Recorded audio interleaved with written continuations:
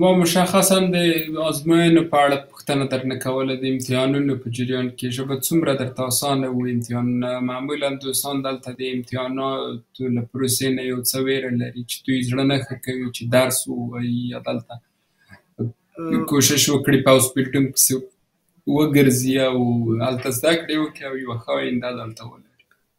چې سړی مثال هر وخت چې مثال همیشه مکتب ته ولاړ سي دا درس چې هلته په مکتب کې درکوي چې سړی هره ورځ ورسي ورسره ووایي امتحانونه هېڅ مشکل نه دي.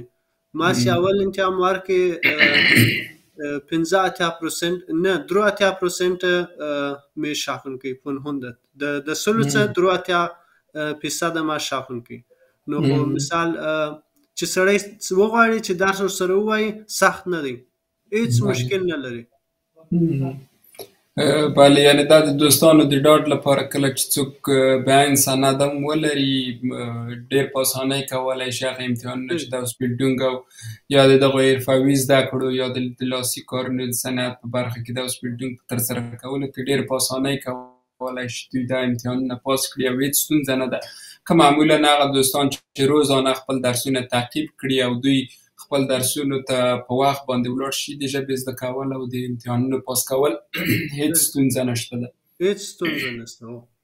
بله او بله پوښتنه مشخصه زما په دې اړه ده چې مخکې مې پوښتنه درڅه وکړه مشخصا که راته ووایي له کومو ځایونو دې مرسته واخیستله مثلا یو څوک چې تازه آلمان ته راځي هغه د سوسیالم نه پیسې اخلي د یو څه د وخت لپاره او هغوی یو ځای ورکوي چې هلته ژوند پکې وکړي د هغه ځای کرایه یې ورکوي کله چې قبول شي د بیکاره کسانو یا د جاب سنټر لخوا نه مرسته ترلاسه کوي تر یو څه وخت پورې خو چې کار شروع کړي یا هم درس شروع کړي نو بیا دغه سورسونه بدلیږي یعنې یو څوک له یوه مشخص ځای نه مرسته ترلاسه کوي او څوک د بلې مرجع نه که په مشخصه توګه دوستانو ته ووایي چې له کومه ځای نه د مرسته ترلاسه کول او په څه تعداد پیسې درکول کېدلې د هغه په جریان کې د هاسپیلډونګ په جریان کې. په اول سر کې خو چې مثال زه دلته رالمه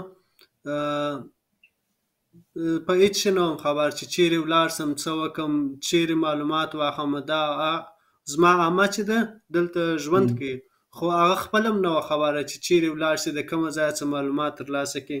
نو اخر بیا مکتب ته چې زه داخل سوم هلته چې مکتب ته تلمه هغه معلمان چې تا ته کم درس درکوي چې ژبه در زده کوي هغه تا ته هر څه معلومات درکوي. نو د هغو بعد مثال هلته ما ژبه یو څه زده کړه بیا مې هاسپیلډونګ شروع کړي. نو د هاسپیلډونګ سره مثال خو هاسپیلډونګ ما ویله ما سخت دی نه خلفه نو هغه معلمانو کومک را سره کوي. بیا خپل هم کولی شي چې سړی په انټرنیټ کې وګوري چې مثال زه غواړم چې نه خلفه یا غواړم چې مثال د کور د خرڅو دا کومک یو څوک را سره وکړي. نو بیا چې و دا رقم مثال سوسیال هم ته مې انتراک ورکړي چې زه مثال غواړم هاسپیلډونګ وکړم او غواړم چې د کور په کرایه او په خرڅ کې کومک را سره وکړي. نو د سوسیال د خوا څخه بیا سوسیال هم کومک را سره وکړي.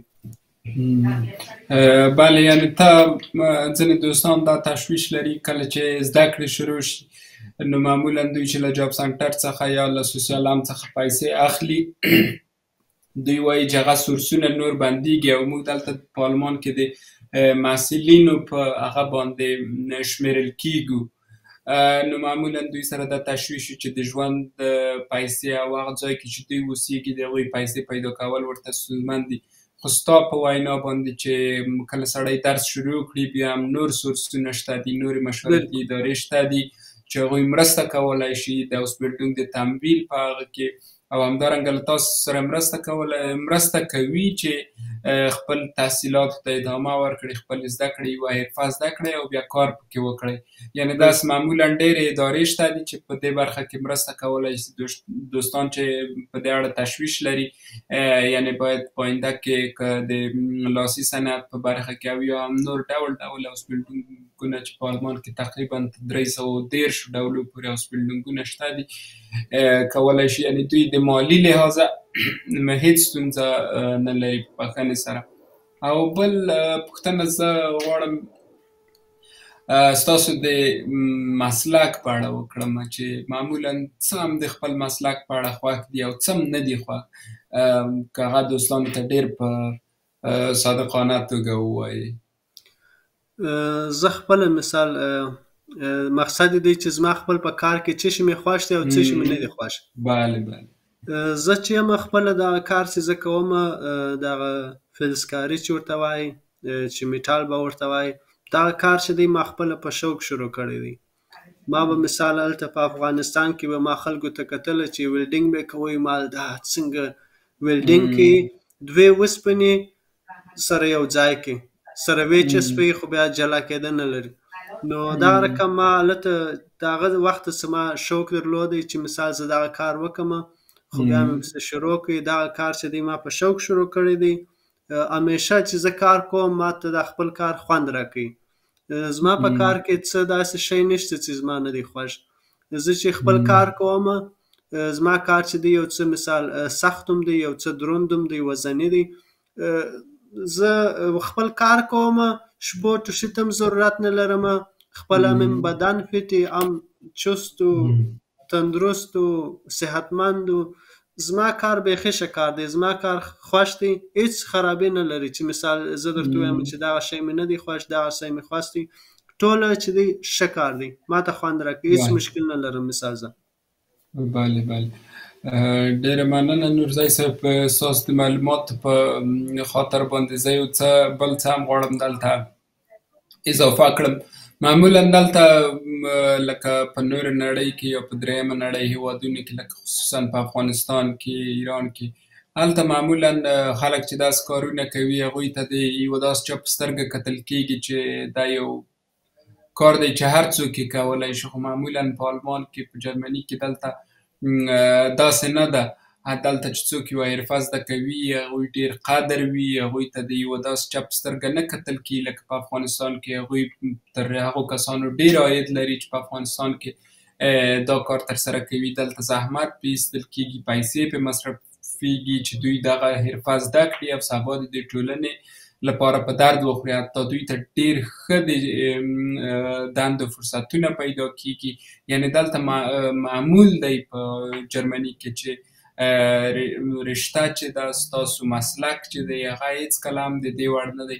زموږ افغانان معمولا دا ستونزه لري چې که زه دا کار وکړم او له دې خلک به وایي چې آلمان ته ولاړه او فلزکاري یې شروع کړه. معمولا په افغانستان کې دغه کیسې دي. دلته په آلمان کې هرې رشتې ته په کافي اندازه باندې قدر ورکول کېږي او هغه کسان چې په دې برخه کې 3-4 کاله زده کړې کوي، دا یوازې یو کسب نه دی چې د کار کولو له طریقه یې تاسو زده کوئ، بلکې باید درس ووایئ او د یو پوهنتون په شکل باندې هلته حاضر اوسئ او هغه ټول ریکوایرمنټ چې د یوه پوهنتون لپاره دي تقریبا د هغې سره ورته دي چې باید هغه پوره کړئ او بیا دا ډول اوسپیلډونګ ته لاره پیدا کړئ. نو ډېره مننه. او بل څه چې زه غواړم پوښتنه وکړم هغه په دې اړه دي چې مثلا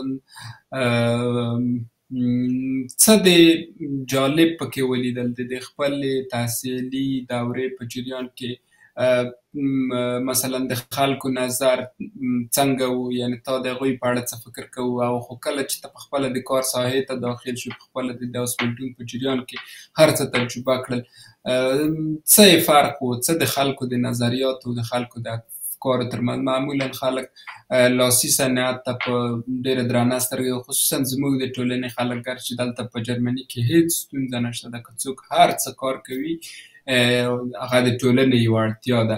یعنې دلته معمولا داسې کار نشته دی چې هغه د څوک وکړي خو اړتیا د په ټولنه کې نه وي ورسره. بالکل.